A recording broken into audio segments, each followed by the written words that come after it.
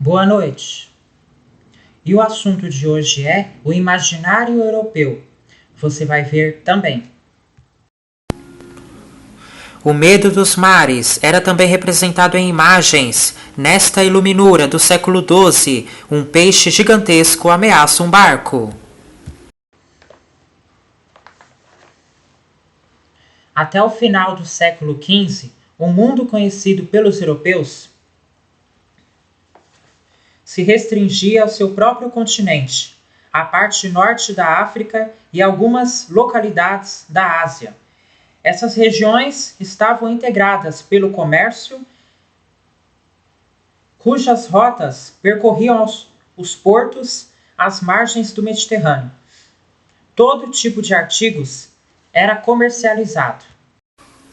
Ouro, escravos, tecidos, artigos de luxo, condimentos e sal. A partir do século XI, os produtos orientais eram cada vez mais vendidos na Europa.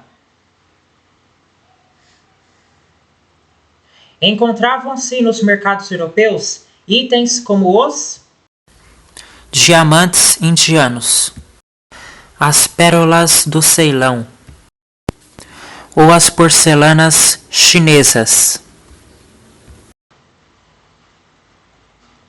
Ainda assim, os povos orientais continuavam estranhos à maioria dos europeus. Os escritores do período deixaram registros interessantes que nos permitem observar como eles imaginavam os povos que desconheciam. O inglês John Mandeville, por exemplo, escreveu sobre homens que tinham cabeça de cão e outros seres estranhos que viveriam nas terras do Oriente. A imaginação dos europeus sobre a Ásia não tinha limites. Monstros sem cabeça, com olhos e boca no peito, impérios poderosos e paraísos na terra eram algumas das projeções a respeito das civilizações asiáticas. Cipangu, o Japão, e Katai, a China, estavam entre os lugares mais comentados nas crônicas de viagem.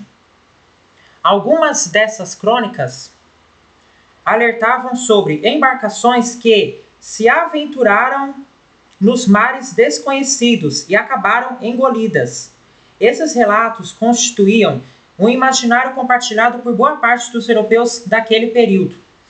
Se os europeus pouco conheciam as terras do Oriente, ignoravam tudo o que existia na extremidade ocidental, o desconhecimento aumentava o caráter imaginativo e fantasioso dos relatos.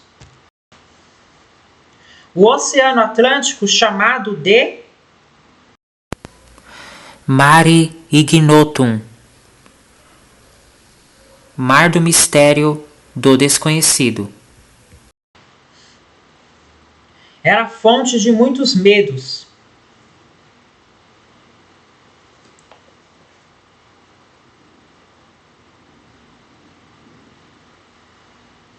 Seria povoado de monstros, teria imensas quedas d'água e ainda outros obstáculos intransponíveis à navegação em mar aberto. Tudo isso se opunha ao mundo conhecido pelos europeus e ao domínio que possuíam sobre o Mediterrâneo.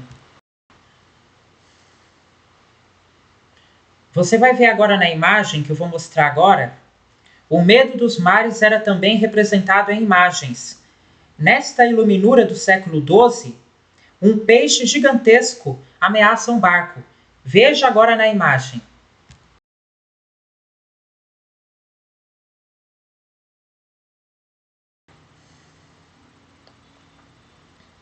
Na época das grandes navegações, os europeus tiveram de enfrentar muitos perigos nos mares, mas nada era tão assustador como os como o medo do desconhecido.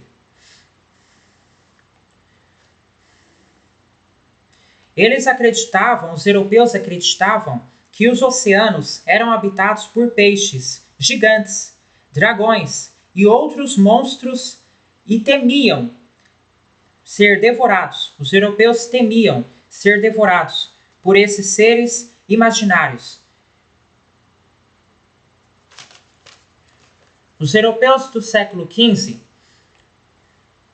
costumavam misturar conhecimentos geográficos com lendas, realidades com imaginação.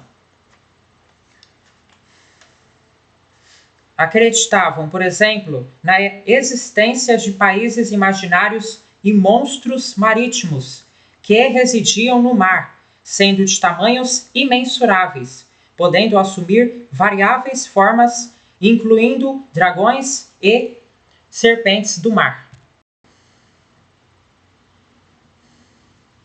Então, pessoal, na época das grandes navegações, os europeus tiveram de enfrentar muitos perigos nos mares.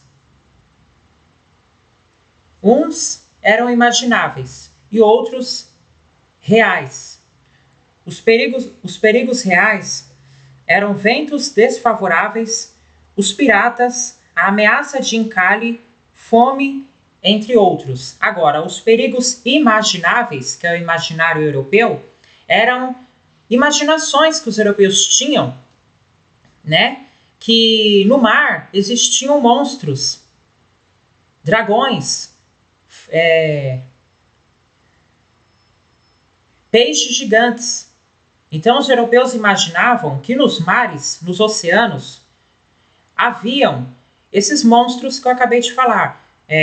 Peixes gigantes, dragões, entre outros monstros. E os europeus temiam, tinham medo de ser devorados por esses seres imaginários que eram da sua própria imaginação. Os europeus, pessoal, do século XV costumavam misturar conhecimentos geográficos que eles adquiriram, né, com lendas, realidade com imaginação. Os europeus acreditavam, por exemplo, na existência de países imaginários e monstros marítimos que residiam no mar, sendo de tamanhos imensuráveis, podendo assumir variáveis formas, incluindo dragões e serpentes do mar. Então é isso, pessoal. O imaginário europeu quer dizer o quê? Que os europeus eles têm que... Os europeus do século XV, eles tinham que enfrentar o mar, mas eles tinham uma imaginação de que dentro do mar haviam monstros, peixes gigantes, dragões, e eles tinham medo de enfrentar o mar justamente para não ser comido, para não ser devorados por esses monstros. Por isso que os europeus tinham medo de enfrentar o mar.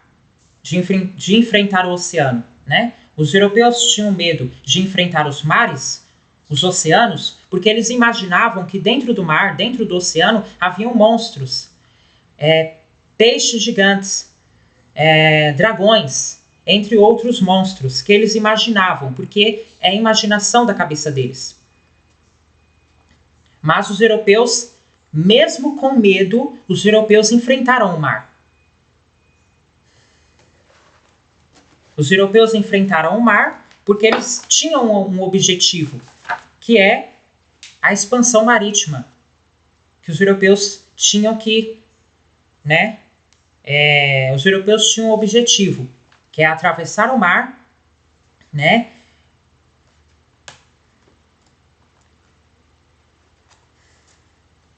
Os europeus tinham que comercializar os produtos, então eles tinham que enfrentar o mar.